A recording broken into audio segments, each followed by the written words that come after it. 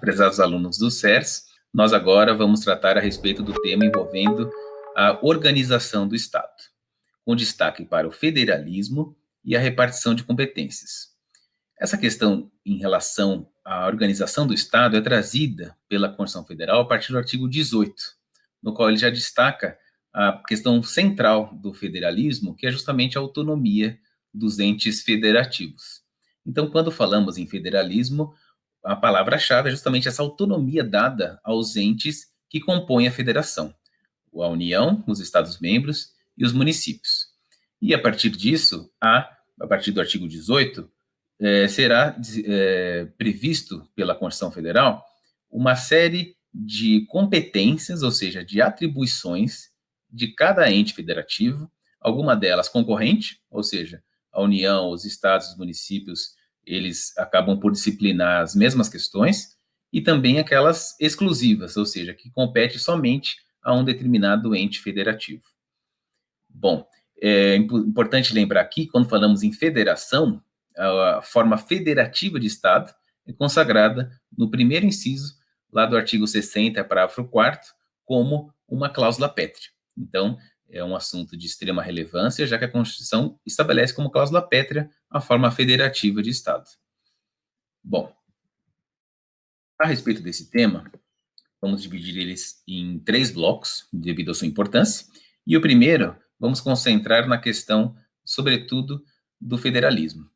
Então, a partir do artigo 18 e seguintes da Constituição Federal, temos essa disciplina pelo texto constitucional acerca da organização do Estado, e, para isso, temos que lembrar, ao tratar do federalismo, das formas de Estado, aí já lembrando um pouco de teoria do Estado, teoria geral do Estado, que é uma disciplina que temos, em geral, no primeiro ano da faculdade, né? E seria quase que uma introdução ao direito constitucional, envolvendo mais a ciência política. Bom, quando falamos, então, em formas de Estado, podemos ter o Estado unitário, no qual há uma centralização político-administrativa, e o Estado federal, no qual há, ao contrário, essa descentralização, prestigiando, portanto, aquilo que eu disse, que é a autonomia dos entes federativos. Então, no Brasil, temos assegurada essa autonomia pelo próprio artigo 18, que já determina isso no seu caput, e também como uma consequência da repartição de competências, sejam elas competências ligadas a medidas eventualmente a ser tomadas, medidas administrativas, daí falamos em competências administrativas, e também competências legislativas, ou seja, para editar as leis a depender do assunto. Então, dependendo do assunto, será cabível à União editar uma lei, como, por exemplo, relacionada a direito civil, a direito penal, e ao passo que outros assuntos é possível uma competência legislativa concorrente, conforme disciplinado, por exemplo, lá no artigo 24, nos incisos da Constituição Federal. Bom, quando falamos em federalismo, a doutrina destaca algumas características essenciais para dizer que realmente há uma federação ali naquele respectivo Estado. Então, o primeiro deles é justamente essa repartição constitucional de competências e rendas, por um motivo simples, né? Só podemos falar em autonomia se há uma divisão efetiva entre as tarefas, as competências, as atribuições e também as rendas, que é justamente por meio das quais cada ente federativo vai exercer essas atividades administrativas e também legislativas. Então, só há de se falar em autonomia se temos, de fato, essa divisão.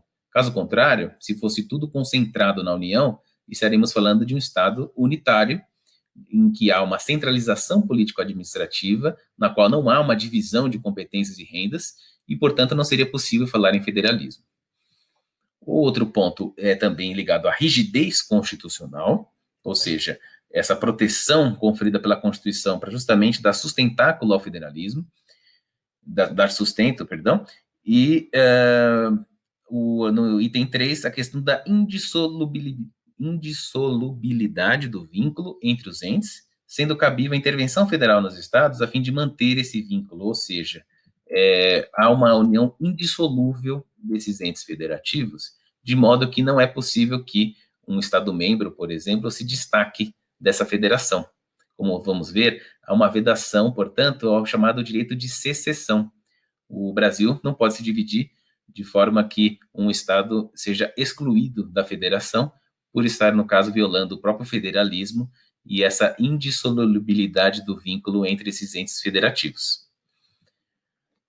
A soberania do Estado Federal também é um atributo essencial para falarmos em federalismo, já que o Estado deve ser soberano e exercer a sua soberania sobre o Estado como um todo, o que envolve, inclusive, essa intervenção, caso seja necessária, para manter o vínculo indissolúvel dos entes federativos. A auto-organização dos Estados-membros através de uma Constituição. Como sabemos, cada Estado-membro tem a sua Constituição estadual. Então, se estamos falando de uma autonomia, essa autonomia deve se estender a que cada Estado-membro faça a sua própria Constituição estadual, lembrando, claro, que isso não significa que não deve atender a o que estabelece, em linhas gerais, pelo menos, a Constituição Federal.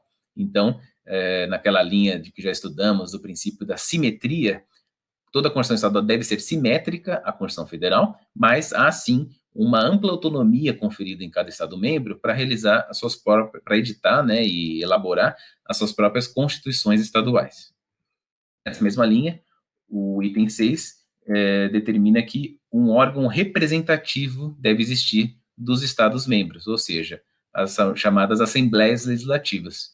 Somente por meio dessa garantia de que o Estado tem o seu poder legislativo, também se prestigia essa autonomia dos entes federativos, no caso dos Estados-membros.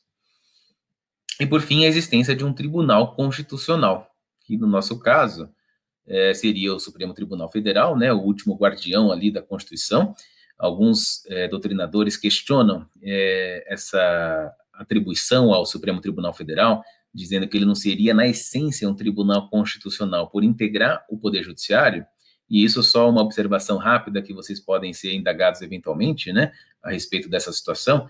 Em muitos países, o Tribunal Constitucional é um tribunal que estaria desvinculado do Poder Judiciário, cujos integrantes são compostos, inclusive, por membros dos outros poderes, como o Executivo, Legislativo, e atuaria, entre aspas, né, como um poder moderador, ou seja, estaria acima dos três poderes, acima do Executivo, do Judiciário e do Legislativo, e atuaria, de fato, como um órgão supra-poderes, digamos assim, e, de fato, seria um tribunal constitucional nesses sistemas.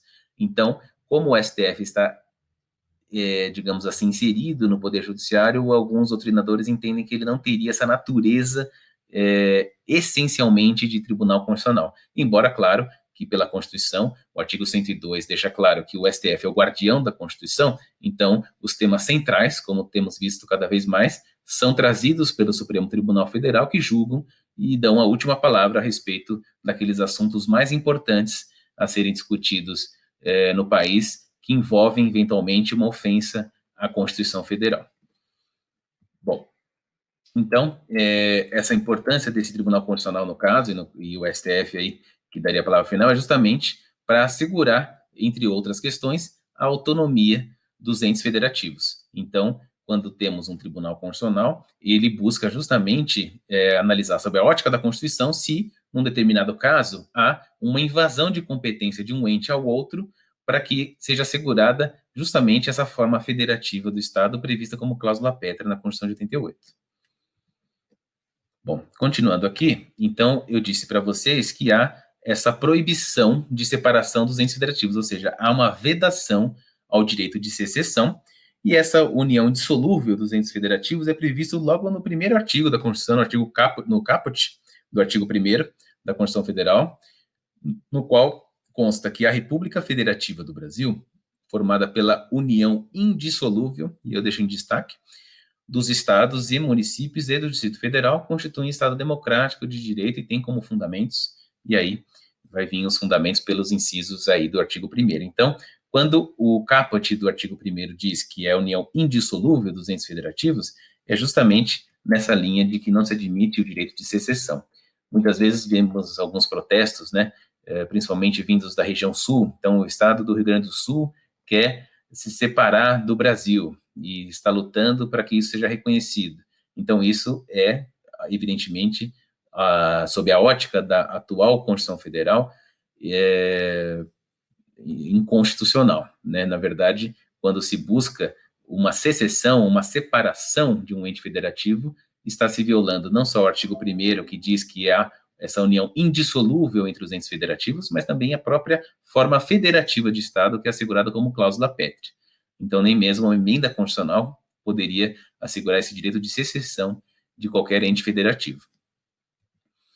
E, por fim, aqui o destaque, né, da intervenção federal, que é possível pelo artigo 34, inciso 1 da Constituição Federal, justamente para manter a integridade nacional, ou seja, a União não intervirá nos estados nem no Distrito Federal, exceto para manter a integridade nacional. O que isso significa? Que essa intervenção é uma garantia excepcional que a Constituição confere à União para justamente não permitir esse direito de secessão eventualmente reivindicado pelo Estado do Rio Grande do Sul, como eu dei nesse exemplo. Então, se isso acontecer, a União tem essa prerrogativa de intervir nesse Estado-membro para que ele não se separe dos demais e do próprio país como um todo. Bom, aqui, quando entramos agora no tema da repartição de competências, que tem, portanto, essa estreita relação com o federalismo, já que quando falamos em autonomia é necessário existir essa repartição de competências, temos as chamadas competências exclusivas e as competências concorrentes. Vamos ver que a Constituição muitas vezes usa um termo de competência comum para dizer que essa competência é concorrente, e muitas vezes usa o termo de competência exclusiva para dizer que é essa que não é franqueada aos demais entes federativos, mas sim só a um determinado ente federativo. E, nesse sentido, ela é dividida entre horizontal e vertical, como passamos a ver a partir de agora. Então, quando falamos em repartição horizontal, é aquela em que há uma rígida separação de competências, não havendo hierarquia entre os membros. Esse termo hierarquia, ele é usado na doutrina, e por isso que eu coloco aqui, mas não é bem uma hierarquia no sentido de subordinação. Na verdade, está se buscando colocar aqui que cada ente vai ser responsável integralmente para aquele determinado assunto. Então, tem assuntos, por exemplo, que só competem à União. Então, o artigo 22, por exemplo, ele destaca que compete privativamente à União legislar sobre direito penal, por exemplo. Então, nesse sentido, somente a União tem essa competência, que seria uma competência horizontal, no sentido de que só ela disciplina sobre aquilo. Assim como questões de interesse local seriam especificamente tratadas pelo município, conforme o artigo 30 da Constituição Federal. Então, quando falamos nessa questão de competência horizontal, é justamente no sentido de que cada ente vai ter plena autonomia para disciplinar sobre aquele determinado assunto, seja uma disciplina legal, seja exercer uma atividade, porque podemos falar em competências materiais para exercício de certas atividades, ou competências legislativas, que seria para editar uma lei, por exemplo. Bom, e isso é próprio do chamado federalismo dual, ou federalismo clássico, que é justamente aquele em que se assegura essa rígida separação de competências. E os exemplos aqui que vocês podem verificar disso é o artigo 21, por exemplo, que destaca quais são os bens exclusivos da União, o artigo 22, que envolve a questão da competência privativa de lei, o artigo 25, que vai tratar da competência dos Estados-membros, e o artigo 30, que vai tratar da competência dos municípios. Em contrapartida, temos também a repartição vertical, que, ao contrário da anterior, há uma competência comum ou concorrente entre diversos órgãos, entre diversos entes federativos. E, portanto, há, de alguma forma, essa hierarquia, já que, no caso, a União vai disciplinar coisas ligadas a assuntos mais gerais, os assuntos locais competirão aos municípios e os assuntos regionais aos estados. Então, de alguma forma, há uma concomitância de atuação aí, podemos falar de uma certa hierarquia, a depender se o assunto é local, regional ou de âmbito nacional. Dessa forma, falamos dessa competência vertical nesse sentido, que há um federalismo cooperativo. Por quê? Porque com competências concorrentes e comuns, há, na essência, uma cooperação entre os entes federativos, seja para disciplinar um certo assunto normativamente ou para exercer, de fato, algum serviço público ou alguma atividade prevista de forma concorrente pela Constituição Federal. As competências administrativas, por exemplo, concorrentes, estão previstas lá no artigo 23, que fala que é competência comum aos entes federativos, e aí disciplina uma série de incisos. Assim como a competência concorrente legislativa é prevista no artigo 24, ou seja, aqueles assuntos nos quais todos os entes vão disciplinar, a depender somente se tratando de uma questão local, regional ou de âmbito nacional. Então, falamos, portanto, de federalismo cooperativo e os exemplos são dados pelos artigos 23 e 24, que eu acabei de comentar com vocês, e o 30, inciso 2 da Constituição Federal. A partir de agora, eu vou tratar com vocês algumas terminologias que têm sido usadas nos concursos da Defensoria Pública e que são tratadas por diversos doutrinadores. Essas terminologias é importante que vocês dominem para não ser pegos de surpresa e entender a que está se referindo quando falamos, por exemplo, no federalismo dual ou no federalismo cooperativo. Tem também o federalismo de equilíbrio, federalismo de integração.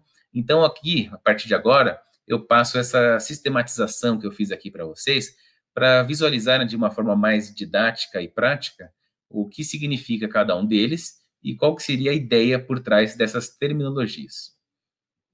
Bom, então, quando falamos em uma evolução propriamente do federalismo, inicialmente falaríamos no federalismo dual ou clássico, que foi adotado pelo Brasil pela Constituição de 1891, no qual essa rígida separação de competências entre os entes federativos, ou seja, aquilo que vimos como uma repartição horizontal, na qual cada assunto é exclusivo de um determinado ente federativo.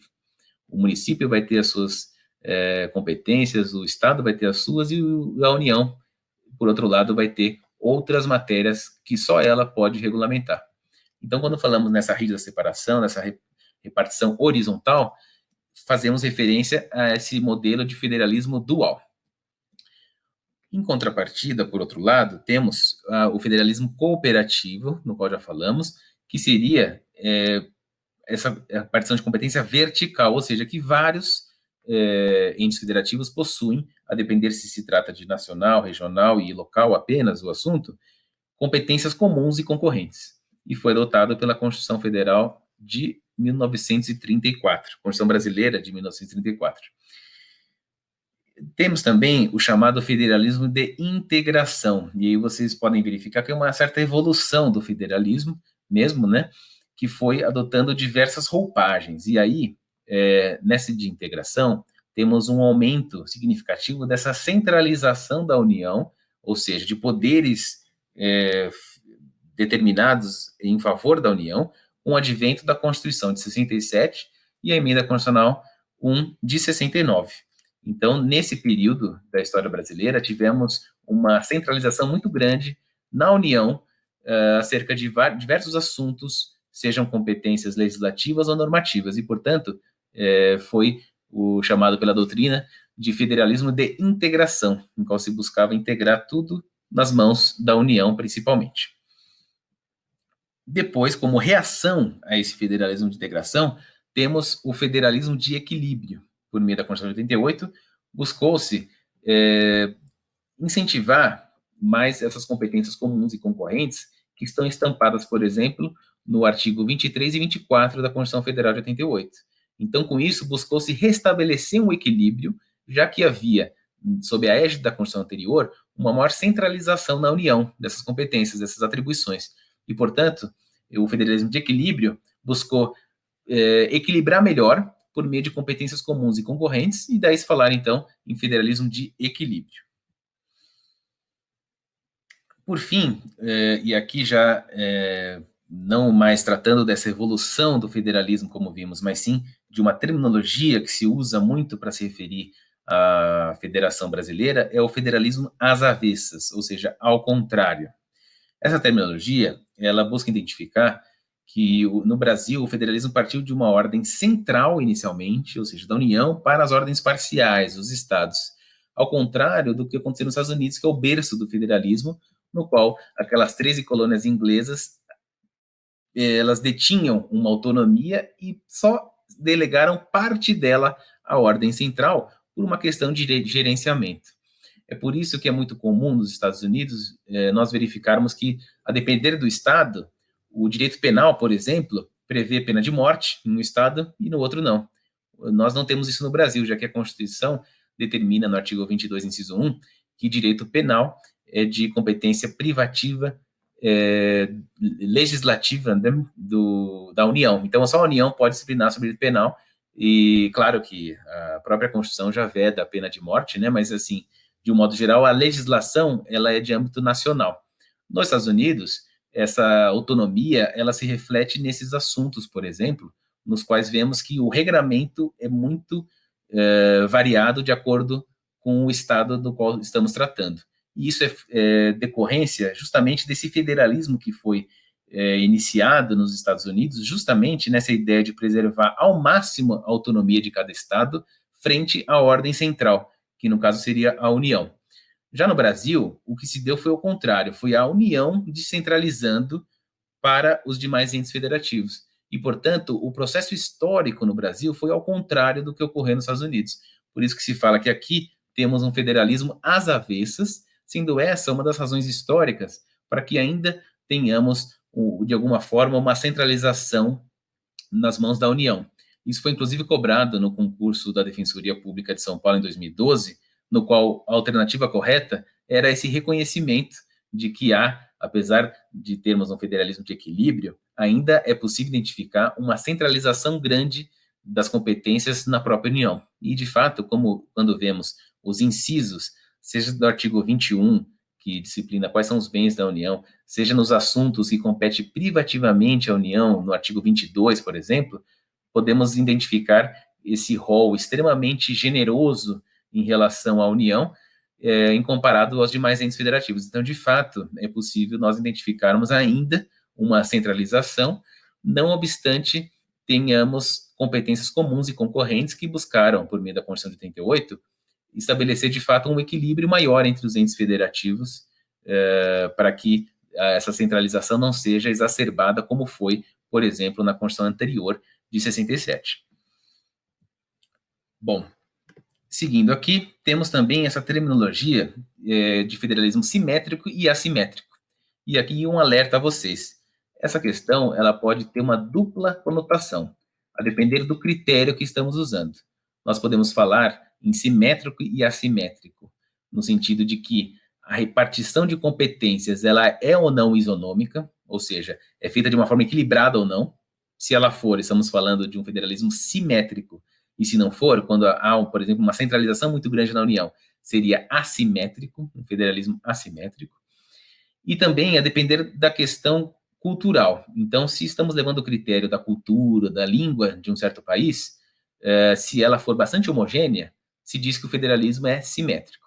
Caso contrário, por exemplo, temos países como a Suíça, no qual há diversos países em um só, quase, né? Tem a língua italiana, a língua francesa, a língua alemã. Dessa forma, é possível dizer que é um federalismo assimétrico, já que não há uma identidade de língua, de costumes e de cultura. Isso, então, é algo que vocês devem se preocupar para identificar a que o examinador está se referindo, se é essa questão da isonomia ou não da repartição das competências. Então, como eu disse, uma repartição isonômica, podemos falar num federalismo simétrico, caso contrário, numa repartição desigual, no federalismo assimétrico. E aí, uma observação que eu deixo a vocês é a questão da redução da desigualdade, que é prevista no artigo 3º, inciso 3, como um dos objetivos da República, e também disciplinado no artigo 43 da Constituição Federal, e a própria existência dos municípios seriam indicativos de que também temos um federalismo assimétrico na Constituição, já que a própria Constituição de 88 ela reconhece essa desigualdade inerente entre as localidades do Brasil, e também a própria existência do município, que não é próprio do federalismo, que só trata da ordem central, a União, e das ordens parciais dos estados. Essa figura apresentada aqui no Brasil, que é diferente da maioria dos locais, também destaca essa questão de que estaríamos enfrentando por essas notas específicas de existência de municípios e de uma desigualdade reconhecida pela própria Constituição, de um federalismo assimétrico. E a questão da cultura eu coloco aqui, quem menciona isso, por exemplo, é o professor Pedro Lenza, que se estamos numa questão homogênea de cultura, desenvolvimento e língua, como nos Estados Unidos, por exemplo, falamos em federalismo simétrico, caso contrário, um federalismo assimétrico. Os exemplos, além da Suíça, também temos o Canadá, que é citado pelo professor Pedro Lenz. Bom, diante de tudo isso, onde se situa, de fato, o federalismo do Brasil? Vemos essa questão de desigualdade, que seria assimétrico. Vimos que tem a questão buscada aí de equilíbrio. Alguns doutrinadores falam que o federalismo brasileiro seria de equilíbrio, mas reconhecendo essa centralização ainda na União. Então, como podemos dizer que é o federalismo no nosso país? Bom, essa é uma pergunta bastante difícil, por vezes nebulosa, depende muito do autor que está abordando e tratando desse tema, e não há uma resposta única. Eu acho que se vocês forem indagados numa prova discursiva ou numa prova oral, por exemplo, é importante mencionar todas essas facetas e essas questões que nós colocamos até aqui, já que não há uma resposta única e homogênea a respeito dessa situação. Para ajudá-los nessa tarefa, eu coloco aqui que o federalismo no Brasil não há um consenso na doutrina acerca dessas espécies, já que falamos em competência exclusiva, muitas vezes, que seria própria do federalismo dual, aquele federalismo clássico, como nós vimos, né? E também congrega competências concorrentes ao mesmo tempo, o que indica que seria um federalismo cooperativo. A professora Fernanda Dias Menezes de Almeida, por exemplo, nesse livro organizado pelo Canotilho, que trata de comentários à Constituição do Brasil, ela menciona que o federalismo de equilíbrio seria o brasileiro, já que trata de competências concorrentes, embora vimos que não é só as competências concorrentes, né? E também é possível dizer que, em razão dessa histórica centralização dos poderes na União, o chamado federalismo às avessas, né, como eu disse a vocês, dessa ordem central, ainda persiste, como podemos ver no artigo 21 e 22, nesse sentido, e podendo ser considerado um federalismo propriamente assimétrico, não só por essa centralização, mas também pela questão de existência dos municípios e a redução das desigualdades reconhecida por artigo 3º, inciso 3, e o artigo 43 da Constituição. Então é possível fazer menção a tudo isso que eu disse a vocês, que mostra não só o conhecimento profundo de vocês a respeito desse tema federalismo, e também uma postura de alguma forma crítica a respeito dessa situação que foi cobrada, como eu disse, e considerada correta no concurso da Defensoria de 2012 de São Paulo, que a alternativa correta foi justamente essa que dizia que há ainda uma centralização de poderes na União. Tá legal? Bom, seguindo aqui, um problema mais atual que pode ser cobrado de vocês é a questão da repartição de competências envolvendo esse combate à pandemia do coronavírus. Então, o STF foi instado a se manifestar numa situação em que houve um conflito federativo, digamos assim, se a União ou os estados e municípios que podem adotar essas medidas de isolamento ou não. E eu fiz um resuminho aqui para vocês desse julgado importante do STF, que é bastante recente, e por ser recente, pode ser cobrado no concurso que vocês vão prestar. Bom, a Lei Federal 13.979, de fevereiro de 2020, e também a medida provisória 926, de março de 2020, estabelecendo as medidas a serem adotadas pelas autoridades competentes, não falaram de entes federativos, propriamente dito, mas as autoridades competentes, para combater essa epidemia, como isolamento social, fechamento do comércio e assim por diante.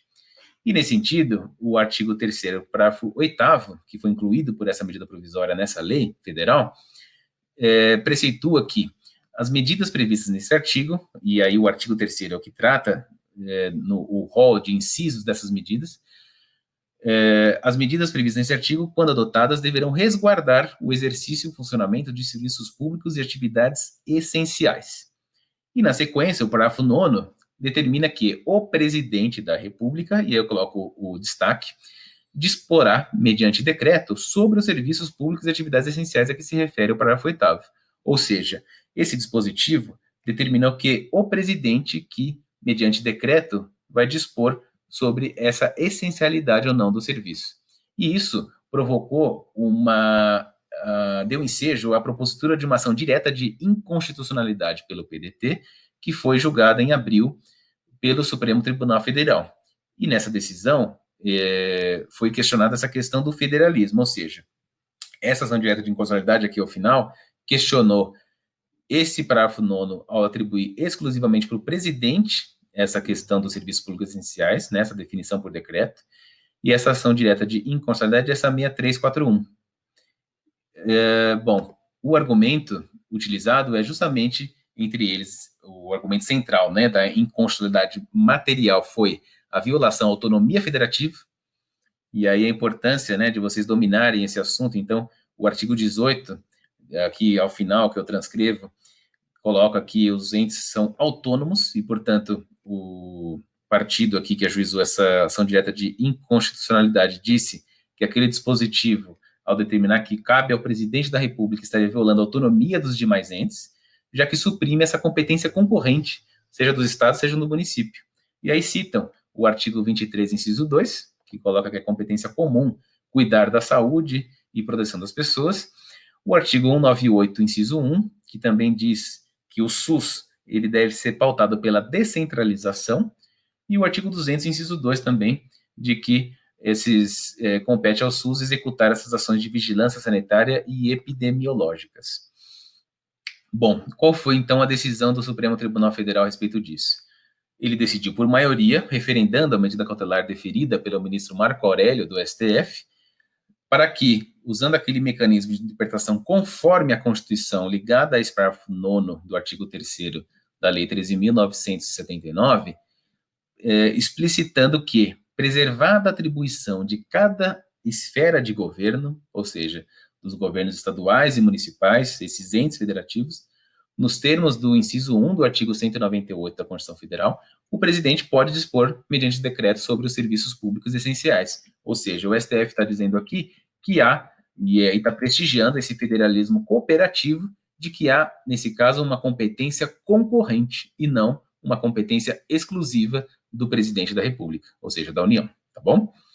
Então, é um assunto importante, no qual o STF reconheceu essa competência concorrente, tanto administrativa como normativa dos entes federativos, acerca dessas medidas de combate à pandemia pelo coronavírus, prestigiando, portanto, como eu disse, esse federalismo cooperativo. E, por fim, eu trago para vocês esse teste no Paraná, recente, 2017, que trata um pouco de tudo isso que nós falamos até agora. Então, o enunciado diz: acerca da organização do Estado, considere as assertivas abaixo. Item 1. Soberania é atributo exclusivo do Estado Federal, restando aos Estados-membros autonomia na forma de descentralização da atividade administrativa e do poder público. A autonomia política dos Estados-membros compreende o poder de editar suas próprias constituições, sujeitas a certos limites impostos pela Constituição Federal. 2. O Estado unitário é conduzido por uma única entidade política que centraliza o poder político. O Estado Federal é composto por mais de um governo, todos autônomos, em consonância com a Constituição, e a Confederação é a união de Estados soberanos com lastro em tratado internacional. Item 3. O Pacto Federativo é indissolúvel e, excepcionalmente, é possível a regulamentação da secessão, desde que atendidos os seguintes requisitos: edição de lei complementar específica, consulta direta através de plebiscito aos moradores do Estado e comprovação da viabilidade financeira e orçamentária da proposta.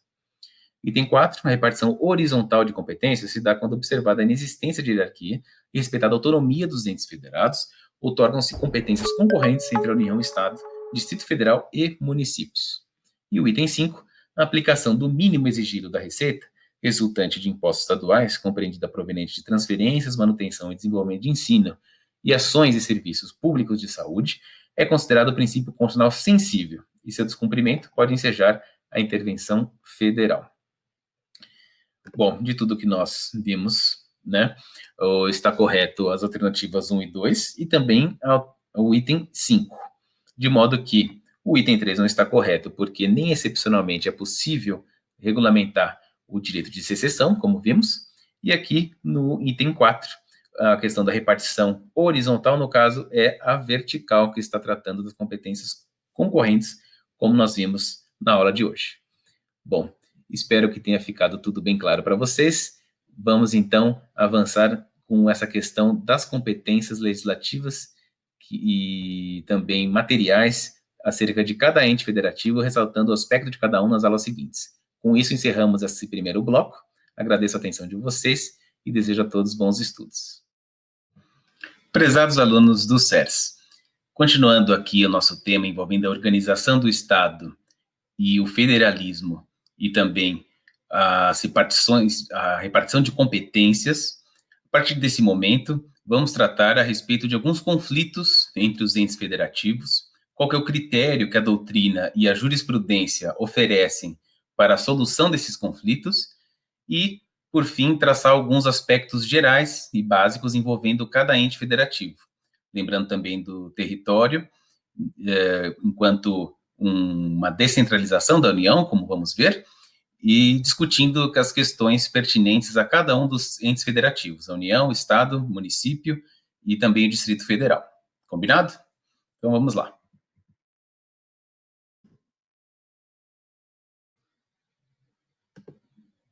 Bom, aqui o critério básico que a doutrina costuma oferecer para a repartição de competências, e isso é ratificado pela própria jurisprudência do Supremo Tribunal Federal, é a predominância do interesse. De modo que, quando tratamos da União, os assuntos são aqueles de interesse geral, dos Estados-membros já são aqueles assuntos de interesse regional, e, por fim, os assuntos de interesse local seriam de competência do município. E aí, quando falamos em competência, tanto a competência material, ou administrativa propriamente dita, para a execução dos serviços e tratar das matérias elencadas pela Constituição, como também a competência legislativa. Bom, justamente por essa questão de interesse local que compete aos municípios, há a súmula vinculante 38, que era a antiga súmula 645 do STF e se tornou vinculante, mudando a sua numeração para 38, né? Já que se tratou agora de uma súmula com esse efeito vinculante. Ela destaca que é competente o município para fixar o horário de funcionamento de estabelecimento comercial. Então, aqui, o Supremo Tribunal Federal, ele consolidou, inclusive, por meio de uma súmula vinculante, para não ter mais discussão, que compete ao município essa matéria, já que se trata de assunto local. Em relação ao Distrito Federal, há, digamos assim, essa mistura de interesses regionais com locais, já que seria, por assim dizer, essa figura híbrida que envolve um pouco do Estado-membro e um pouco do município, como vamos ver. Salvo duas exceções que eu elenco aqui para vocês, que estão contempladas no artigo 21, inciso 14, e também no artigo 22, inciso 17 da Constituição Federal, com as redações dadas, respectivamente, por essas emendas constitucionais. Uma delas, como vocês podem ver, bem recente, a de 104 de 2019, e a outra, a emenda constitucional 68 de 2012. Bom, que exceções são essas? Para facilitar a visualização, eu coloquei aqui para vocês que essas exceções relativas ao Distrito Federal envolvem justamente assuntos em que compete, por exceção, à União e não ao próprio Distrito Federal. Então, o artigo 21, inciso 14, ele determina o seguinte: compete à União organizar e manter a Polícia Civil, Polícia Penal, Polícia Militar e Corpo de Bombeiros Militar do Distrito Federal, bem como prestar assistência financeira ao Distrito Federal para execução de serviços públicos por meio de fundo próprio. Então, como vocês podem ver aqui, a União, que seria o ente federativo responsável por essas questões elencadas nesse inciso. E é justamente por isso que há a súmula vinculante 39, que era a antiga súmula 647, que determina que compete privativamente à União legislar sobre vencimentos dos membros das Polícias Civil e Militar e do Corpo de Bombeiros Militar do Distrito Federal. Então, justamente em decorrência dessa disposição da Constituição, é que o Supremo Tribunal Federal determinou, por meio dessa súmula vinculante 39, que a competência legislativa é privativa da União quando se tratar de vencimento dessas carreiras, já que é justamente a União que organiza e mantém essas polícias, tá certo?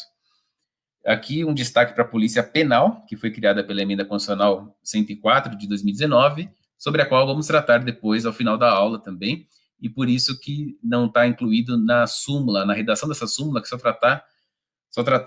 trata de Polícia Civil e Militar e Corpo de Bombeiro Militar, mas por consequência também envolveria aí a Polícia Penal do Distrito Federal no mesmo sentido. Tá legal?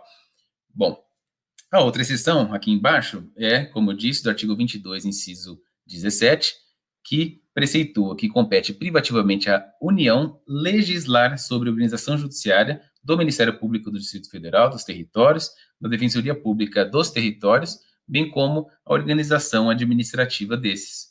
Então, como vocês podem ver, essas duas exceções são ligadas ao Distrito Federal, atribuindo à União, por via de exceção, como eu disse, esses assuntos que seriam pertinentes ao Distrito Federal.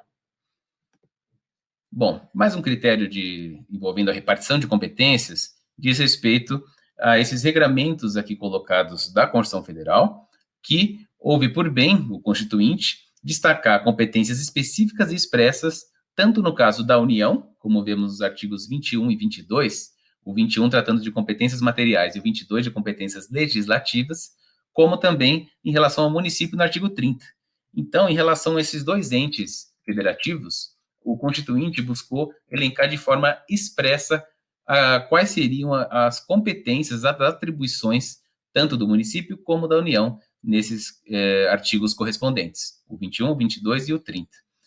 Isso significa que tudo que sobrar compete aos Estados-membros. Daí se falar que os Estados-membros possuem essa competência reservada ou mesmo remanescente.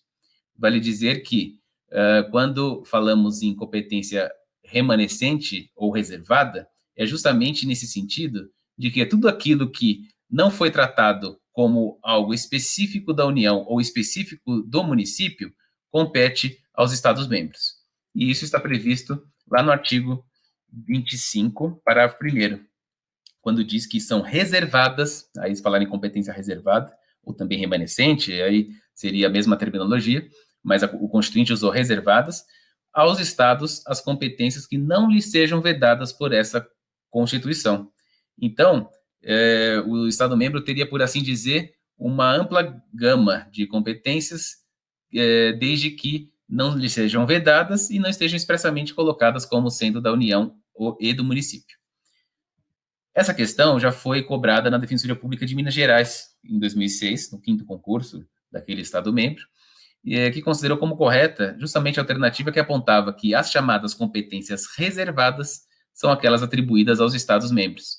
Então, por isso que é importante vocês terem claro essa terminologia para entender a que se refere e de modo que, sabendo que competência reservada compete ao Estado-membro, ficaria um teste de fácil solução por parte de vocês, tá bom? Bom, seguindo aqui, tem um critério também apontado pela doutrina para dirimir esses conflitos de competência legislativa entre os entes federativos, que diz o seguinte, que, em linhas gerais, cada ente federativo ele legisla de modo integral e simultâneo. E caso haja um conflito, deveria prevalecer aquela lei que protege de forma maior, mais ampla, o bem jurídico por ela tutelado. Então, nós vemos, por exemplo, que assuntos envolvendo, por exemplo, o direito ambiental gera muitas discussões. Por exemplo, a mesma situação, às vezes, há uma restrição pelo Estado, há uma permissão da União, há uma restrição ainda maior por parte do município. O que vai prevalecer nessa situação, já que o meio ambiente, ele muitas vezes é tratado de forma concorrente, né? Então, nesse sentido, há aqueles doutrinadores do direito ambiental que sustentam que deve, nesse caso, prevalecer a norma que mais tutela esse bem jurídico, o meio ambiente, por exemplo. É evidente que essas regras, elas não são algo absolutas, de forma absoluta, não são regras absolutas que se aplicam em qualquer caso. O que é importante é que o judiciário averigue a complexidade do caso, as circunstâncias e peculiaridades que a discussão traz a respeito de conflitos envolvendo seja competências materiais ou competências legislativas desses entes federativos, e com isso busque fundamentar adequadamente a qual exatamente pertence aquela determinada atribuição, se é da União, se é do Estado, se é do município ou até mesmo do Distrito Federal. Para isso, como coloco aqui, essa regra geral, então, ela depende muitas vezes de uma análise mais profunda da questão, da complexidade do caso em discussão perante o Poder Judiciário, como vamos ver em 2 julgados recentes que eu trago aqui para vocês do próprio STF. E esses julgados foram feitos no mês passado e retrasado, ou seja, em abril e maio de 2020, houve 2 julgados importantes envolvendo esses conflitos entre os entes federativos. Um deles foi rechaçado, a norma considerada inconstitucional, a norma de ordem estadual, e a outra foi considerada constitucional. Então, naquela linha que eu digo para vocês, que é sempre importante que vocês, candidatos, estejam atentos aos principais julgados do Supremo Tribunal Federal, já que isso o examinador busca sempre cobrar nos concursos da Defensoria Pública, eu já trago aqui com esse objetivo, e até porque está ligado ao tema de conflito entre entes federativos, esses dois julgados a respeito dessas situações para vocês, tá bom? Vamos a eles. Bom, o primeiro julgado, que trata de conflito entre entes federativos, foi uma lei federal, no caso a Lei Complementar Estadual aqui do Rio de Janeiro, de 90, com essa redação dada pela Lei Complementar 135 de 2009, na qual foi convocado foi previsto, na verdade, um órgão do representante da Ordem dos Advogados do Brasil, da OAB do Rio de Janeiro, nesse órgão de corregedoria tributária de controle externo do Estado do Rio. E nessa situação, o STF determinou que uma lei estadual, no caso essa lei do Rio de Janeiro, não poderia impor o comparecimento desse representante de uma entidade federal, que é a OAB, para integrar o órgão da administração pública estadual, sob pena de violar o artigo 18, que é justamente que assegura autonomia aos entes federativos. Ou seja, não se permitiu essa atribuição por meio de uma lei estadual para que constasse esse representante de um órgão federal que seria a OAB, considerada uma autarquia especial, segundo o entendimento do STF. Nesse sentido, então, essa ação direta de inconstitucionalidade a respeito desse assunto foi julgada parcialmente procedente para declarar inconstitucional justamente esse trecho que previa um representante da OAB da seção do Rio de Janeiro. Lembrando que, apesar de ser a seção do Rio de Janeiro, a OAB, como vocês sabem, é um órgão federal e, portanto, não foi permitido que uma lei estadual disciplinasse justamente nesse sentido por ferir aí uma questão de autonomia entre os entes federativos. Então, como eu disse, isso foi julgado em fevereiro, com publicação em abril de 2020, um assunto bastante recente dessa ação direta de inconstitucionalidade 4579. O outro assunto, também levado ao Supremo Tribunal Federal, e um julgado importante a respeito desse conflito, diz respeito ao Estatuto do Torcedor. No caso, foi justamente essa lei estadual 10.524 de 2017, uma lei relativamente recente do Mato Grosso, ela disciplinou a respeito da possibilidade de bebidas não destiladas com teor alcoólico inferior a 14% serem comercializadas e consumidas nos estádios de futebol daquele Estado-membro.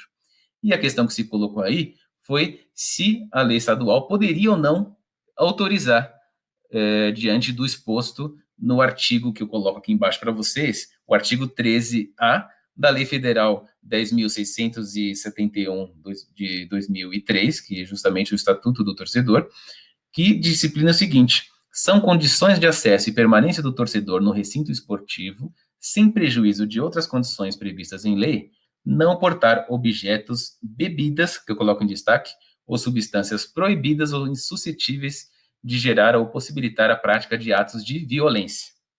Então, qual foi a questão colocada aqui? Se essa vedação genérica em relação a bebidas impediria ou não que a lei estadual permitisse esse uso e consumo e comercialização de bebidas com baixo teor alcoólico, no caso inferior a 14%, e não destiladas. Nesse sentido, o STF entendeu que sim. Ele entendeu que a lei federal, no caso esse Estatuto de Defesa do Consumidor, do Torcedor, perdão, ele não especifica quais seriam essas bebidas proibidas, não se tratando, portanto, de uma vedação geral e absoluta. Na verdade, o que o Supremo Tribunal Federal entendeu aqui é que houve um exercício de competência legislativa pelo Estado do Mato Grosso que atendeu à razoabilidade e à proporcionalidade, já que seguiu, inclusive, parâmetros como Copa do Mundo organizada pela FIFA e as próprias Olimpíadas, cujos eventos permitem justamente tanto o consumo como a comercialização dessas bebidas não destiladas com teor alcoólico inferior a 14%. Então, foi um assunto em que teve, digamos assim, uma celeuma entre uma lei estadual e federal, e nesse caso o STF, ao contrário da situação anterior, entendeu que estava atendendo à Constituição Federal, ou seja, é constitucional a lei estadual em questão do Mato Grosso. Tá bom? Então, é um outro assunto interessante. Nesse sentido, essa ação direta de inconstitucionalidade 6193, que foi julgada em março e publicada agora em maio, ela foi considerada improcedente já que se reconheceu, por esses motivos que eu expus a vocês, a constitucionalidade dessa lei estadual. Bom, deixando claro, então, essas questões de conflitos entre os entes federativos e como o Poder Judiciário e a doutrina encara essa questão, podemos, a partir de agora, verificar os aspectos básicos dos entes federativos. Começando aqui pela União. Então, a União é tida como a ordem central. Esse termo é muito usado quando se fala em federalismo, né? A ordem central e as ordens parciais sendo representadas pelos Estados-membros. Então, a União, no caso, seria essa ordem central, que também tem o papel de representar o país no âmbito internacional, e cujos bens estão discriminados justamente nesses 11 incisos do artigo 20, do qual eu dou esse destaque às terras tradicionalmente ocupadas pelos índios, conforme disposição do inciso 11 do artigo 22. E é justamente por essa razão também que compete à Justiça Federal processar e julgar as disputas sobre os direitos indígenas, conforme o artigo 109, inciso 11. E por que eu trato desse assunto a respeito aqui com vocês para o concurso da Defensoria Pública? Porque, como nós sabemos, os índios, quase que em todos os casos, são considerados uma população mais vulnerável e, portanto, seria o público-alvo a ser atendido pela Defensoria Pública. Nesse sentido, o que caberia à Defensoria Pública Federal, Defensoria Pública da União e a Defensoria Pública do Estado? Então, podemos ver, por meio desses dispositivos, que, normalmente, quando se fala em disputas de áreas indígenas, por esses dispositivos que trata da competência da Justiça Federal e também enquanto bem da União, as terras tradicionalmente ocupadas pelos índios, vemos uma série de discussões hoje em dia envolvendo, inclusive, as posturas do chefe do Poder Executivo a respeito dessa situação, justamente a Defensoria Pública no âmbito federal que vai tratar desse assunto. E o que resta para a Defensoria Pública estadual? O que resta para a Defensoria Pública no âmbito estadual é tudo que não envolver essa disputa de terras indígenas, ou seja, a questão envolvendo a saúde, se um indígena, por exemplo, está precisando de um tratamento de saúde ou um medicamento que ele não consegue comprar. Por exemplo, a questão da educação. É comum nós, da Defensoria Pública aqui de São Paulo, também recebermos pedidos de investigação de paternidade envolvendo pessoas de tribos indígenas que existem, inclusive na capital do estado de São Paulo, na Zona Sul. Na região de Parelheiros, inclusive, tem bastante, e no litoral também. E retificação de assento, né, para mudar alguma questão de documento. Muitas vezes os indígenas têm aqueles nomes das suas tradições, mas ele também quer, eventualmente, acrescentar o nome do pai, ou criar um outro tipo de nome. Às vezes ele foi obrigado a não, por exemplo, ter esse nome tradicional, e depois ele se convence e deseja a ter. Então também é comum ações de retificação de assento, e tudo isso acaba sendo de responsabilidade do defensor público estadual, que vai atender aquele índio ou índia, e, nesse sentido, vai buscar dar o acesso à justiça a essa população vulnerável de igual forma. É curioso aqui que, na própria Constituição do Estado de São Paulo, do Estado-membro, tem uma previsão expressa de que os indígenas devem ser atendidos e assistidos nessa questão jurídica por meio da Defensoria Pública do Estado de São Paulo. É justamente esse artigo que eu trago aqui para vocês, o artigo 282, parágrafo 2º da Constituição Estadual de São Paulo, que prevê que a Defensoria Pública prestará assistência jurídica aos índios do Estado, suas comunidades e organizações. Nessa mesma linha, até mesmo a comunidade quilombola, que temos, por exemplo, no município de Registro, aqui no Estado de São Paulo, também é constantemente atendida pela Defensoria Pública do Estado para reconhecer, muitas vezes, os direitos, inclusive de moradia e uma série de outras situações correlatas, como eu disse aqui, envolvendo os índios também, tá bom? Bom, a União também tem competência administrativa exclusiva ou privativa, e aí a terminologia é no mesmo sentido, né, de que só compete à União exercer essas atividades colocadas aqui no artigo 21, dos incisos 1 ao 25, e a competência legislativa também privativa da União, disciplinada no artigo 22, incisos 1 a 29. Então, vocês podem verificar, quando eu digo na aula anterior a respeito dessa centralização de atividades, sejam materiais, sejam legislativas, no âmbito da União, quantos incisos e quantos assuntos, portanto, competem de forma exclusiva à União. Esses incisos é justamente um reflexo que demonstra justamente essa concentração de muitas atividades nessa ordem central que é a União no nosso país, né? Tanto quando falamos aqui em 25 artigos e 25 incisos e mais 29 incisos, todos para tratar de competências exclusivas da União, conseguimos enxergar e justificar essa centralização. É importante lembrar duas questões aqui, né? Que a lei complementar pode autorizar os estados a legislar sobre essas questões específicas dos incisos do artigo 22. Isso está expresso no parágrafo único do próprio artigo 22. E também, que eu coloco como uma atenção aqui em vermelho ao final, que os concursos da Defensoria Pública exploram bastante esses incisos do artigo 22. Apesar de tratarmos de concursos envolvendo as defensorias públicas estaduais, é bastante comum, como vamos ver na aula seguinte, a quantidade de testes abordando quais são as competências legislativas privativas, tal como expostas no artigo 22 e seus respectivos incisos. Então, esse é um assunto que merece uma atenção especial por parte de vocês, uma leitura bem atenta a respeito desses incisos, para que vocês estejam preparados quando prestarem o concurso das defensorias públicas estaduais. Combinado? Bom, já passando para os territórios, então, como vocês sabem, diferentemente da União, que é um ente federativo que compõe a federação, os territórios não possuem essa autonomia, portanto, não pode ser considerado um ente federativo propriamente dito, já que seria uma mera descentralização administrativa da União. O Brasil, nosso país, havia nele 3 territórios, os territórios de Roraima, Amapá e Fernando de Noronha, sendo que esses 2 primeiros foram transformados em Estado-membro. Então, hoje em dia, temos o Estado de Roraima e o Estado do Amapá, com suas próprias defensorias, inclusive, conforme constou no artigo 14 do Ato das Disposições Constitucionais Transitórias, e o último, no caso Fernando de Noronha, foi extinto e reincorporado ao Estado de Pernambuco, conforme determina o artigo 15 da DCT, não havendo, portanto, no atual momento, qualquer território no país. E por esse motivo é um pouco difícil desse assunto envolvendo os territórios ser cobrado nos concursos da Defensoria Pública. De todo modo, aqui eu fiz uma sistematização mais sucinta para vocês relembrarem alguns aspectos, acaso, eventualmente, embora não seja comum, sempre é possível existir alguma indagação a respeito dos territórios. Então, a primeira questão aqui no item C, que é a criação, transformação em Estado ou reintegração ao Estado de origem dos territórios, depende de uma lei complementar. Os estados podem formar novos territórios mediante aprovação da população interessada, o que se dá por meio de um plebiscito, ou também pelo Congresso ou por meio de uma lei complementar. Uma lei disporá sobre essa organização administrativa e judiciária dos territórios.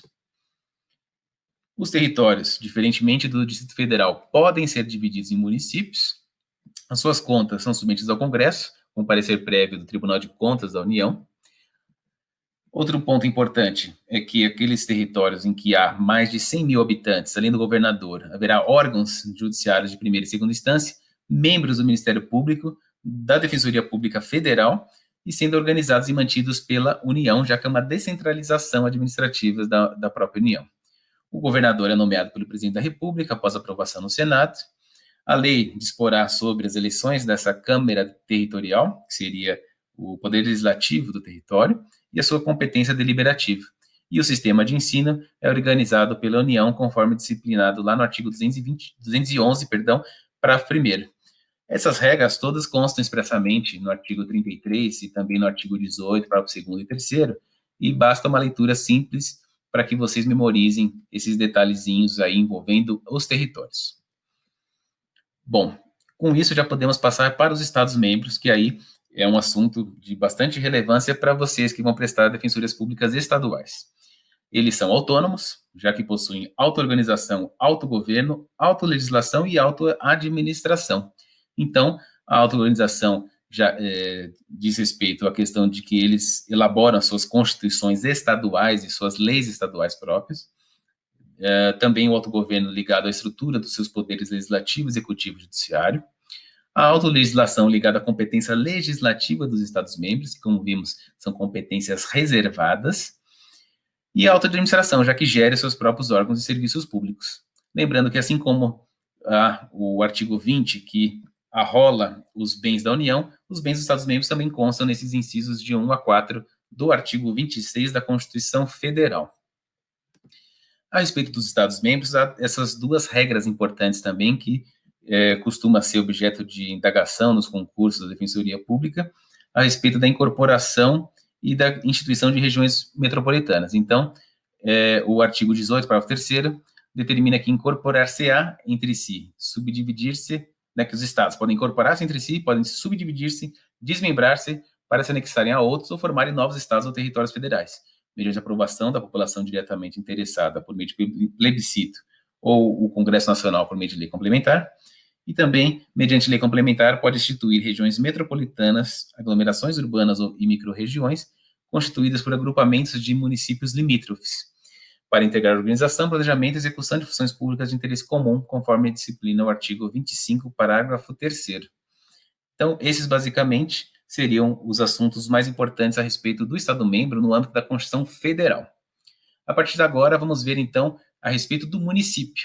Quando falamos em município, o primeiro assunto que surge é se ele integraria ou não a federação. Ele seria um ente federativo, propriamente dito, ou não? E, nesse sentido, ele tem autonomia para ser alçado a essa condição de ente federativo ou não? Bom, como vocês sabem, a doutrina majoritária diz que sim, embora haja uma doutrina minoritária pelo constitucionalista José Afonso da Silva, sustentando que não, que o município não seria um ente federativo. Então, vamos ver os fundamentos para essas duas posições.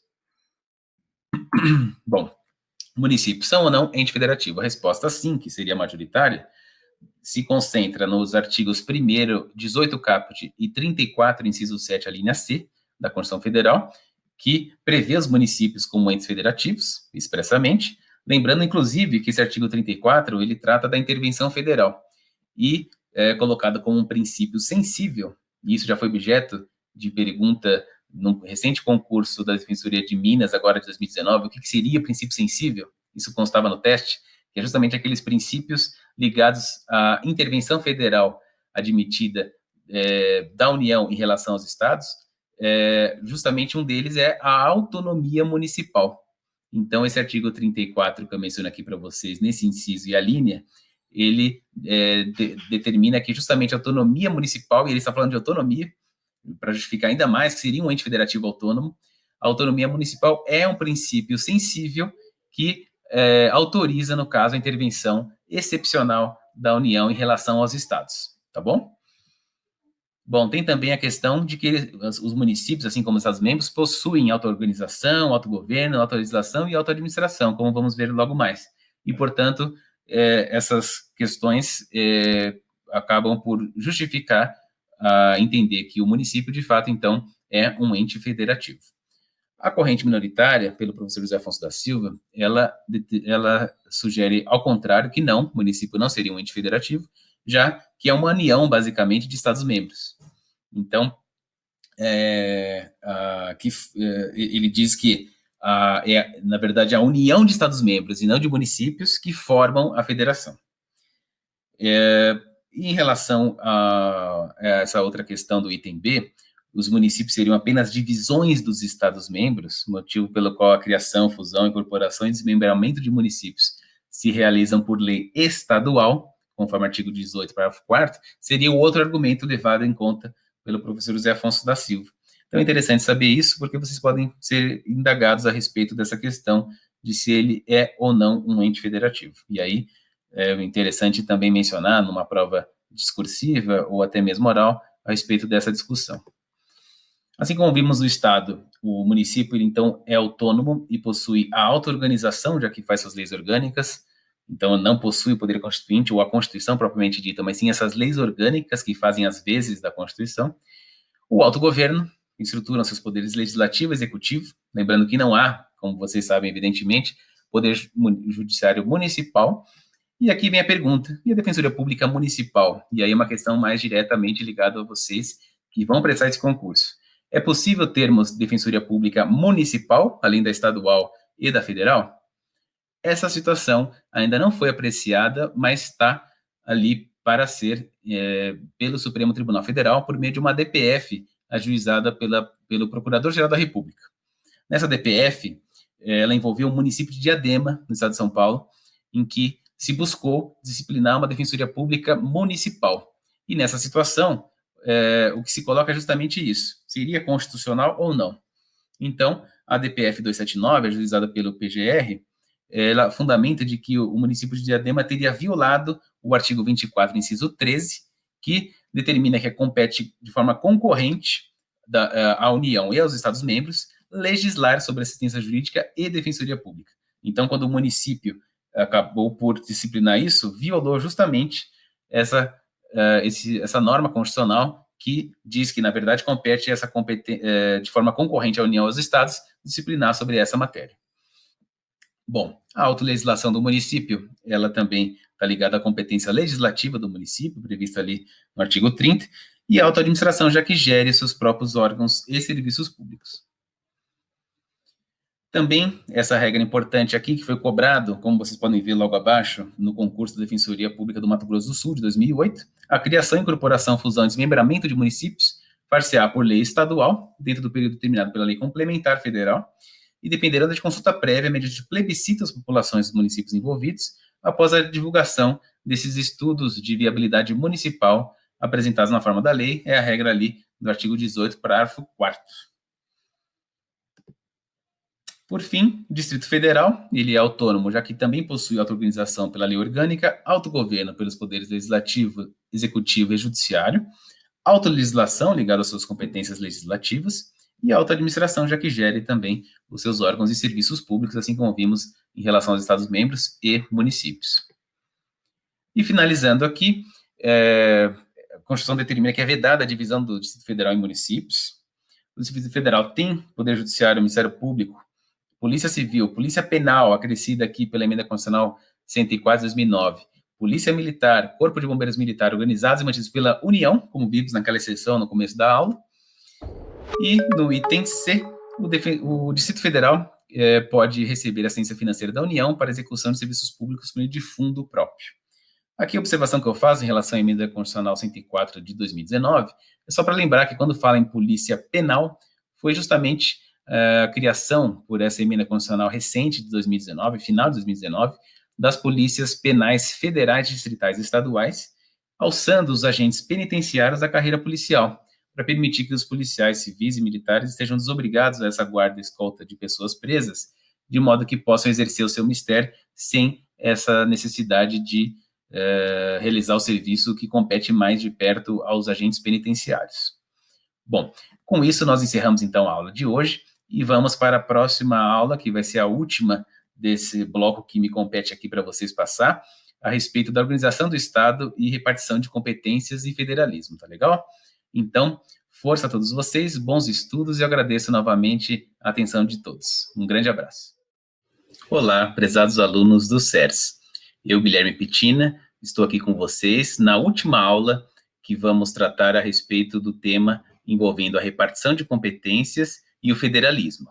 Não só a última aula sobre esse tema, mas também a última aula dos temas que me foram passados aqui pelo CERS para passar para vocês envolvendo o concurso da Defensoria Pública. Então, antes de iniciar a aula, quero agradecer a atenção de todos e reforçar mais uma vez alguns pilares básicos para que vocês tenham sucesso na aprovação dos concursos da Defensoria Pública Estadual. O primeiro deles é sempre identificar a visão da instituição a respeito dos assuntos. Então, como nós pudemos ver nessas aulas, a Defensoria Pública ela tem uma visão própria e peculiar a respeito dos diversos assuntos cobrados nos exames. E isso é fundamental para que vocês identifiquem e possam saber, de acordo com essa visão da Defensoria Pública, qual que é aquela alternativa mais consentânea a essa visão, ou seja, que corresponde melhor a essa visão. Isso vai ajudar vocês tanto na fase de testes, como também na questão dissertativa e também na fase oral. Em segundo lugar, é importante também que vocês identifiquem os temas mais recorrentes. Então, por meio desses testes que eu forneci para vocês, vocês podem identificar não só como que é cobrado cada ponto, como principalmente os pontos mais cobrados com mais frequência, ou seja, aqueles assuntos que costumam ser bastante cobrados nas provas e que, portanto, merecem um estudo mais aprofundado por vocês. Ou seja, destacar justamente, vocês têm que separar esses assuntos mais recorrentes para focar o estudo e ter justamente esse estudo mais dirigido àqueles pontos que são mais comuns. E isso vai ajudar vocês a terem, certamente, mais chance de passar nos concursos da Defensoria Pública. E num terceiro plano, também é importante ficar sempre atento a essa jurisprudência, sobretudo do Supremo Tribunal Federal, já que os assuntos têm sido cada vez mais cobrados sob enfoque da jurisprudência dos tribunais superiores, especialmente do Supremo Tribunal Federal, já que estamos tratando do direito constitucional, e o STF é, digamos assim, a última palavra a respeito do significado e a interpretação que deve ser conferida às normas constitucionais. Ao final da aula de hoje, vamos ver como que essa questão da jurisprudência tem sido também explorada, inclusive nesse tema que vamos abordar hoje a respeito da repartição de competências. Então, vocês vão verificar que é cobrado não só o artigo expresso da norma constitucional, como especialmente a forma como o Supremo Tribunal Federal tem decidido sobre esses conflitos federativos e competências fixadas na Constituição. Então, deixo aqui registrado esses 3 pilares envolvendo isso que nós acabamos de ver, a visão da defensoria, a importância dos assuntos mais cobrados e dos testes, né, para vocês treinarem bastante isso.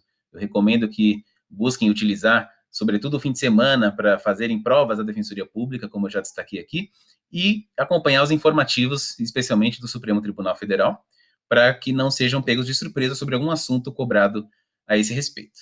Combinado? Bom, então o tema, agora que nós encerramos aqui no curso Defensorias de 2020 pelo CERS, diz respeito ao bloco 3 da repartição de competências e também do federalismo. Então, encerrando aqui, vamos tratar como que a terminologia do Constituinte indica as respectivas competências. E a principal delas, já de início, diz respeito à competência material de um lado e à legislativa do outro. Ou seja, competência material ou competência administrativa são aqueles assuntos que devem ser tratados pelo determinado ente federativo que a Constituição prevê.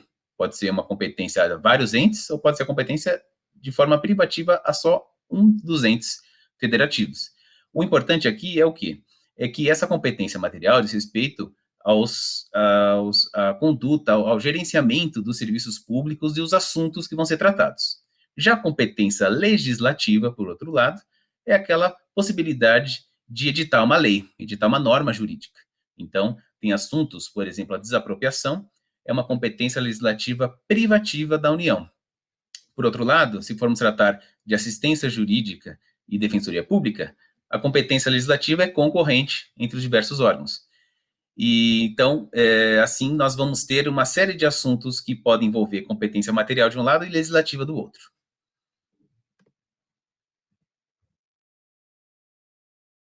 Então, aqui logo no início, eu já destaco que as competências atribuídas aos entes federativos pela Constituição Federal podem ser divididas em competência administrativa ou material, ou seja, esse exercício de uma certa atividade administrativa, e isso está previsto no artigo 21 e 23 da Constituição Federal, que é importante que vocês leiam para identificar bem isso.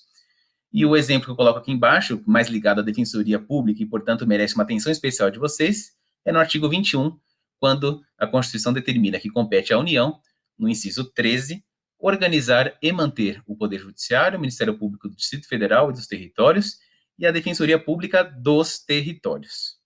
Aqui é interessante destacar que havia a previsão da União também organizando a Defensoria Pública do Distrito Federal. E ela foi retirada, já que, como vimos naquela emenda constitucional que trouxemos a vocês, desse fortalecimento da autonomia da Defensoria Pública pelo Legislativo, a Defensoria Pública do Distrito Federal passou a ter autonomia administrativa, ou seja, foi destacada da União, que só trata, portanto, das defensorias públicas dos territórios. Vimos também que no Brasil atualmente não existe territórios, mas se vier a existir, enquanto uma descentralização administrativa da União, como vimos, compete à União a organização da Defensoria Pública dos Territórios por esse inciso do artigo 21, que trata, portanto, de uma competência material. Bom, em segundo plano, então, temos a competência legislativa, que é essa atribuição para legislar sobre certo assunto. Isso está previsto tanto no artigo 22 como no 24 da Constituição Federal.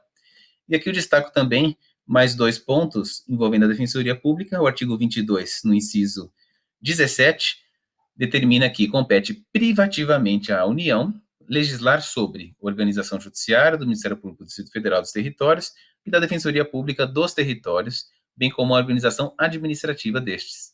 Então, assim como há a competência material, também aqui há a competência legislativa ligada à Defensoria Pública dos Territórios. Não mais a Defensoria Pública do Distrito Federal, que passou a ter autonomia por meio da Emenda Constitucional 69 de 2012. E, por fim, o artigo 24 compete à União, aos Estados e ao Distrito Federal legislar concorrentemente sobre, inciso 13, assistência jurídica e defensoria pública. Então, vocês vão ver que esses assuntos, como envolve a defensoria pública, propriamente dita, são cobrados de vocês, candidatos, para saber se naquele assunto específico pertinente à defensoria pública, trata-se, por exemplo, de uma competência privativa da União ou uma competência concorrente legislativa dos entes federativos e assim por diante. Então, não só identificar a diferença entre competência material e legislativa, mas também saber exatamente esses incisos que eu comentei para vocês, é de extrema relevância para o concurso da Defensoria Pública. Combinado? Bom, seguindo aqui essa questão da terminologia da Constituição, envolvendo as diferentes competências fixadas no texto constitucional, temos a competência comum e concorrente. A rigor, comum e concorrente seriam sinônimos para dizer que cabe a mais de um ente federativo. Porém, quando a Constituição usa o termo comum, ela está se referindo àqueles que competem, aquelas atribuições que competem a diversos entes federativos no âmbito de competências materiais. Ao passo que, quando se trata de competência concorrente, esse termo concorrente, que também significa diversos entes federativos, ela, na verdade, está ligada à competência legislativa. Então, isso significa que tanto uma quanto outra diz respeito a diversos entes federativos, só que quando falamos em competência comum, diz respeito às competências materiais desses entes federativos, e quando falamos em competência concorrente, diz respeito às competências legislativas dos diversos entes federativos. Bom, onde está, então, essa terminologia? A competência comum, como eu disse, né, trata-se da competência administrativa que cabe a mais de um ente federativo e está lá contemplada no artigo 23 da Constituição Federal, os diversos incisos que abordam esses assuntos ligados à competência administrativa que compete aos entes federativos. E, por outro lado, competência concorrente seria, como eu disse, competência legislativa que cabe a mais de um ente federativo, conforme os incisos do artigo 24 da Constituição Federal. Então, mais uma vez, tudo que eu digo aqui para vocês e menciono os respectivos artigos, é interessante que vocês sempre consultem na medida em que a aula é ministrada, para que isso seja cada vez mais sedimentado por parte de vocês, né? Ou seja, cada vez memorizado melhor esses diversos assuntos, porque ajuda muito, seja numa prova de teste, seja na prova dissertativa, você já saber onde se encontra, por exemplo, a competência concorrente dos entes federativos, na medida em que isso pode ser questionado, e muitas vezes na questão dissertativa é possível uma consulta à lei seca, né, ao texto da Constituição, de modo que vocês consigam já saber onde que se situam essas questões. Bom, e por fim, temos a chamada competência negativa, que são aqueles assuntos proibidos de serem tratados pelos entes federativos. Está lá previsto no artigo 19 da Constituição Federal, que eu destaco aqui para vocês só para relembrar, né? O artigo 19 estabelece que é vedado à União, aos Estados, ao Distrito Federal e aos municípios. Inciso 1. Estabelecer cultos religiosos ou igrejas, subvencioná-los, embaraçar-lhes o funcionamento ou manter com eles ou seus representantes relações de dependência ou aliança, ressalvada na forma da lei a colaboração de interesse público. Isso porque o Estado brasileiro, como vocês sabem, é um Estado laico, então não pode existir essa confusão entre a igreja e o poder público. Em segundo lugar, é vedado a esses entes federativos, conforme o inciso 2, recusar fé aos documentos públicos. E, em terceiro, criar distinções entre brasileiros ou preferências entre si. Então, como se trata de assuntos vedados, estamos falando nas chamadas competências negativas previstas por esse artigo 19 da Constituição Federal. Seguindo aqui, temos a chamada competência privativa e competência exclusiva. Apesar desses termos buscarem significar justamente o contrário da competência comum e concorrente, ou seja, aqueles assuntos que só um dos entes pode tratar, seja no aspecto da competência material ou na competência legislativa, uma delas permite que essa competência seja delegável, ou seja distribuída a um outro ente federativo que pode auxiliá-lo. Então, por esse motivo, falamos que a competência privativa, que é prevista no artigo 22, ao tratar da competência legislativa, embora seja aquela que cabe apenas a um ente federativo, que no caso é a União, no artigo 22, ela admite delegação. Essa delegação encontra previsão expressa no parágrafo único do artigo 22, e já foi perguntado em alguns testes da Defensoria Pública, como vamos ver logo mais. Então, o que diz a respeito dessa questão, esse parágrafo único? Ele trata que lei complementar pode autorizar aos Estados-membros a legislar sobre questões específicas das matérias relacionadas nesse artigo.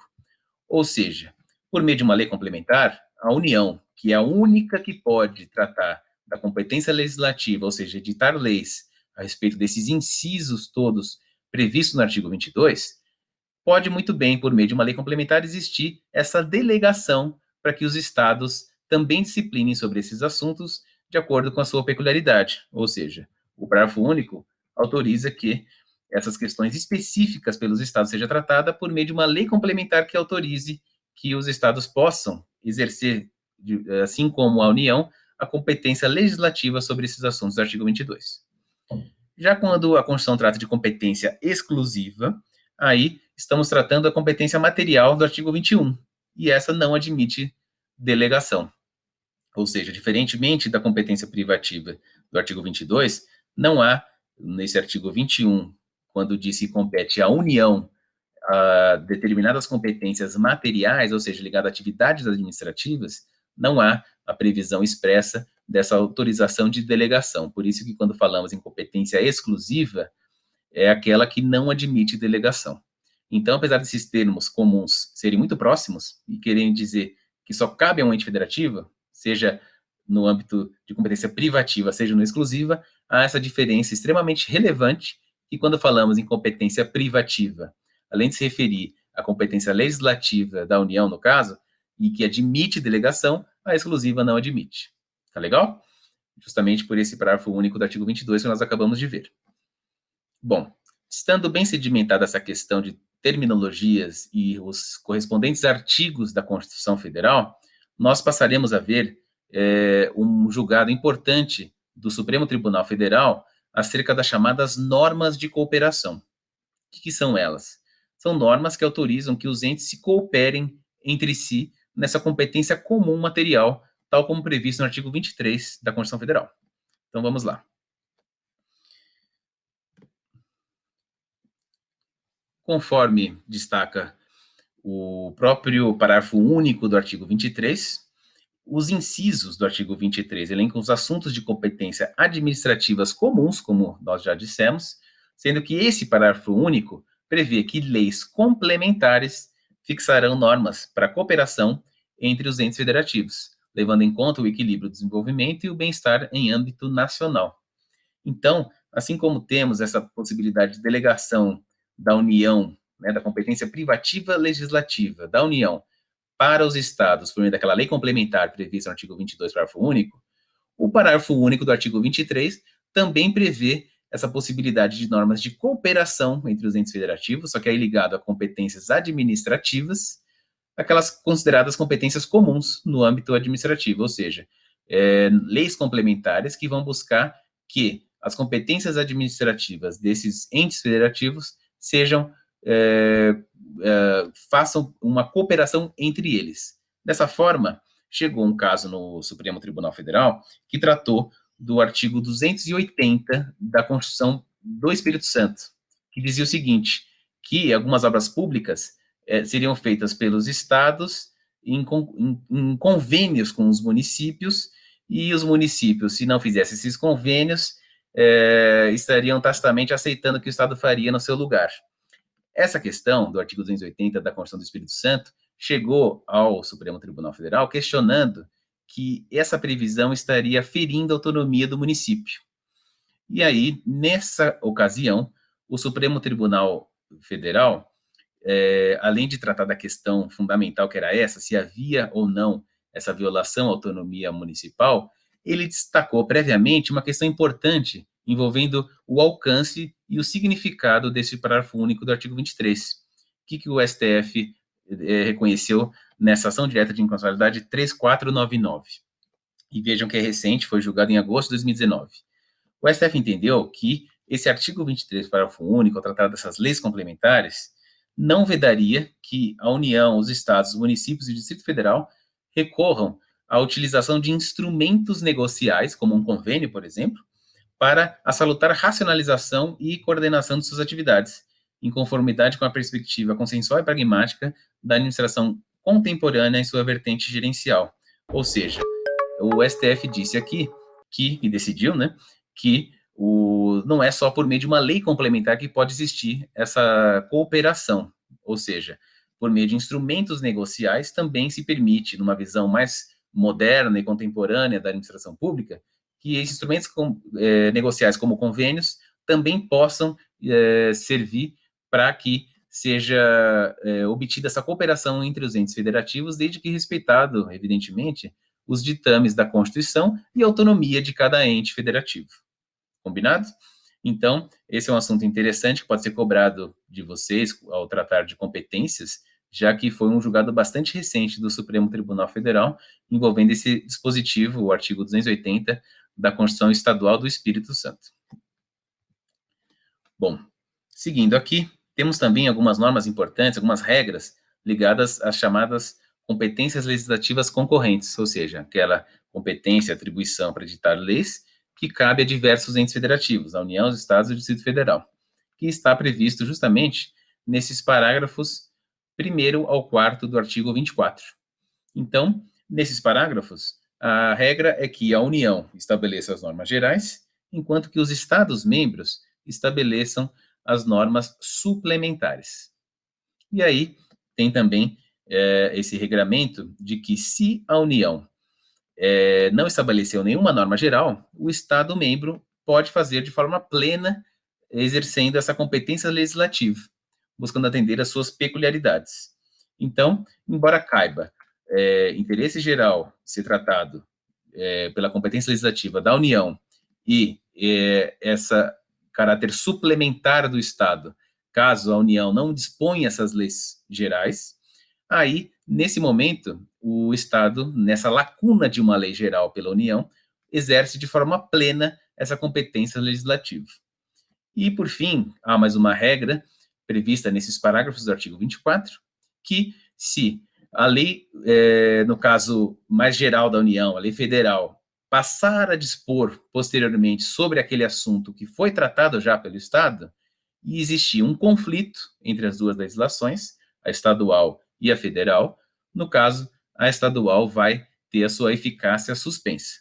Então, por isso que eu destaco aqui ao final, no item 4, que se a União vier estabelecer uma lei federal sobre esse assunto de forma contrária àquela que foi prevista na lei estadual, a lei estadual fica suspensa para que prevaleça a lei federal. Então, esse mecanismo todo previsto nesses parágrafos do artigo 24 também costumam ser objeto de cobrança nos concursos da Defensoria Pública. É importante que vocês tenham isso em mente de forma bem clara para conseguirem acertar, principalmente as alternativas nessa fase inicial de testes desses concursos, tá bom? A partir de agora, já podemos ver alguns testes envolvendo essa questão de competências que estamos tratando aqui, e para isso eu trouxe 3 testes recentes, né? O primeiro concurso de Minas Gerais de 2019, feito no ano passado, e depois outros 2 feitos em 2017, um deles no Paraná, e o outro também de outro estado em 2017 também, no caso de Santa Catarina, de 2017, que vamos ver a partir de agora, e vocês podem perceber que nesses 3 testes haverá questões que envolvem o conhecimento literal do dispositivo da Constituição Federal, mas muitos deles, inclusive a maioria, explorando o entendimento do Supremo Tribunal Federal acerca dessas questões de conflitos de competência entre os diversos entes federativos. Então, mais uma vez, eu reforço com vocês a importância da jurisprudência para o estudo dos concursos das defensorias públicas estaduais. Vamos, então, ao primeiro teste, que é da Defensoria Pública de Minas, de 2019. Então, vejam que o enunciado já destaca que ele quer justamente aferir o conhecimento de vocês, candidatos, acerca da jurisprudência do Supremo Tribunal Federal, ao destacar que, a respeito do entendimento do STF sobre competência legislativa, analise as afirmativas a seguir. Então, foram essas três, para que o candidato aferisse qual que está correta e qual está incorreta. Vamos, então, analisar uma a uma para verificar isso. A primeira, a competência legislativa do Estado-membro para dispor sobre educação e ensino autoriza a fixação por lei local do número máximo de alunos em sala de aula. Item 2. No limite do interesse local, os municípios possuem competência para legislar sobre proteção ao meio ambiente e, inclusive, adotar legislação ambiental mais restritiva em relação aos Estados-membros. E o item 3 compete privativamente à União legislar sobre direito civil, comercial e política de seguros. Por conseguinte, os Estados-membros não têm competência para legislar sobre normas que objetivem a proteção e a prestação de informações ao consumidor de planos de saúde. Então, vejam que são assuntos pontuais: número de salas de aula, número de alunos em sala de aula, questão da legislação ambiental pelo município, se pode ou não ser mais restritiva, se o município tem essa possibilidade, e a questão envolvendo também o direito do consumidor de plano de saúde. Todos esses assuntos foram decididos pelo Supremo Tribunal Federal e competem a vocês, portanto, saberem a respeito de qual foi a decisão do STF para responder adequadamente a essas questões. Então, vamos uma a uma para verificar de onde que o examinador buscou esses julgados para que vocês consigam captar exatamente qual foi a conclusão desses julgados pelo Supremo Tribunal Federal e quais alternativas estão ou não corretas. Bom, as corretas foram as duas primeiras, como está destacado aqui em negrito, né? A competência legislativa do Estado-membro para dispor sobre educação e ensino autoriza a fixação por lei local do número máximo de alunos em sala de aula. No caso, foi essa ação direta de inconstitucionalidade julgada em 2015, a ADI 4060, que tratava da lei de Santa Catarina, justamente nesse sentido, que foi considerada constitucional, pois tratava de competência legislativa concorrente da União dos Estados, conforme o artigo 24, inciso 9, que diz justamente que compete à União e aos Estados a questão envolvendo a competência legislativa ligada ao ensino. Portanto, foi entendido como constitucional justamente por meio dessa ação direta de inconstitucionalidade. O segundo ponto aqui também foi julgado pelo recurso extraordinário 586224, em 2015 também, envolvendo essa questão do município, no qual o Supremo Tribunal Federal, em repercussão geral, reconheceu que o município é competente para legislar sobre meio ambiente com a União e o Estado, no limite de seu interesse local e desde que tal regramento seja harmônico com a disciplina estabelecida pelos demais entes federativos, conforme o artigo 24, inciso 6º, e o artigo 30, incisos 1 e 2, da Constituição da República Federativa do Brasil. Então, nesse momento, o STF decidiu também em 2015, vejam que são dois assuntos decididos em 2015 e estão sendo cobrados no concurso de 2019, ou seja, vocês têm que estar atentos sempre a esse informativo e acompanhar, porque foi cobrado julgados de 4 anos atrás, que não deixa de ser recente, mas já passou um certo tempo, sobre assuntos importantes envolvendo a competência legislativa dos entes federativos. E nesse julgado, o STF destacou que o município pode ter também essa disciplina legal mais restritiva ao tratar do assunto envolvendo o direito ambiental. Por fim, um assunto mais recente, cobrado em 2018, quer dizer, julgado em 2018 pelo STF, nessa ação direta de inconstitucionalidade 4512, tratava justamente dessa competência que seria privativa da União para legislar sobre direito civil, comercial e política de seguros, e, por conseguinte, os Estados-membros não têm, dizia o enunciado, competência para legislar normas de proteção ao consumidor de plano de saúde. E, no caso, o STF julgou ao contrário, dizendo que os Estados têm, sim, essa competência legislativa concorrente com a União, acerca de produção e consumo, conforme o artigo 24, inciso 5. No caso, foi uma lei bastante relevante de um Estado-membro que dizia o seguinte, que os planos de saúde seriam obrigados a fornecer por escrito ao consumidor quando houvesse uma negativa de plano de saúde.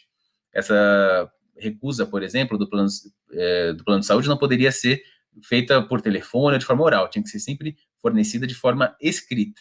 Esse assunto chegou ao STF e foi decidido, portanto, que o Estado tem, sim, essa competência legislativa para disciplinar sobre essa proteção ao consumidor de plano de saúde. Esse assunto, como eu disse, é mais recente, 2018, e foi cobrado em 2019. Bom, seguindo aqui, temos agora a questão de Santa Catarina, concurso da Defensoria de Santa Catarina de 2017, cujo enunciado dizia o seguinte: a respeito da distribuição de competência legislativa na Constituição Federal de 88, compete, item A, privativamente à União legislar sobre procedimentos em matéria processual. B, ao município legislar concorrentemente sobre assistência jurídica e defensoria pública. Item C, privativamente à União legislar sobre produção e consumo. Item D, a União, aos Estados e ao Distrito Federal legislar concorrentemente sobre desapropriação. Item E, a União, aos Estados e ao Distrito Federal legislar concorrentemente sobre proteção à infância e à juventude. Vejam que essa questão já aborda a literalidade das normas constitucionais.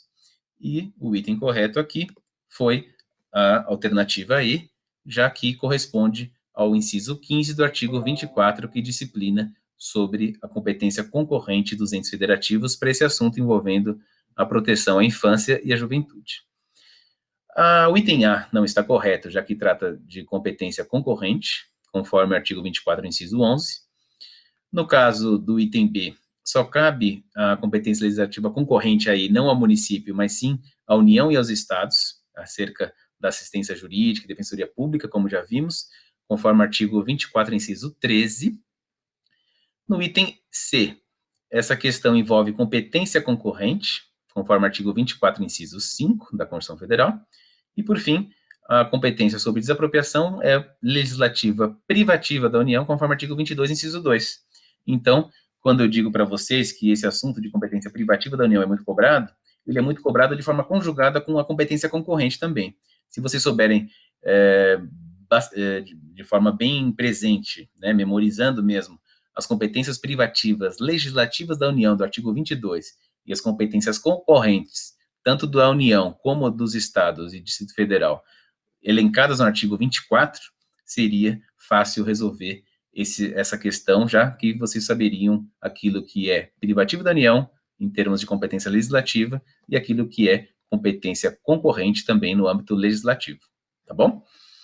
Por fim, o último teste que nós vamos ver a partir de agora foi cobrado na Defensoria Pública do Paraná de 2017 também, que dizia o seguinte, em relação à repartição de competência na Constituição, e aí vocês vão ver que tem coisas cobradas aqui ligadas, né, matérias ligadas à questão da literalidade da norma constitucional e outras ligadas à jurisprudência do Supremo Tribunal Federal. Então, vamos ler cada uma delas para verificar como isso tem sido cobrado. Item A, é inconstitucional lei estadual que garanta meia entrada aos doadores de sangue por tratar-se de indevida regulamentação de contraprestação em contratos privados, matéria contida no ramo de direito civil, ou seja, de competência privativa legislativa da União. Item B, a competência legislativa suplementar dos Estados, em relação à competência legislativa concorrente, permite que esses preencham lacunas na lei geral para sua adequação às peculiaridades locais. Ao passo que a competência legislativa plena é aquela que os Estados disciplinam matérias já compreendidas na lei geral por expressa autorização do Congresso Nacional. Item C é constitucional lei estadual que regule serviços de assistência médica hospitalar regidos por contratos de natureza privada, desde que discipline a ampliação dos direitos do contratado, pois a competência para legislar sobre proteção do consumidor é concorrente. Item D, segundo o entendimento do STF, por se tratar de infração político-administrativa e não propriamente de crime, o chamado crime de responsabilidade pode ser definido pela União, Estados e Distrito Federal, eis que a competência legislativa é concorrente. Aqui um parênteses, né? Já analisamos essa questão do crime de responsabilidade e qual ente federativo é competente para editar normas a esse respeito.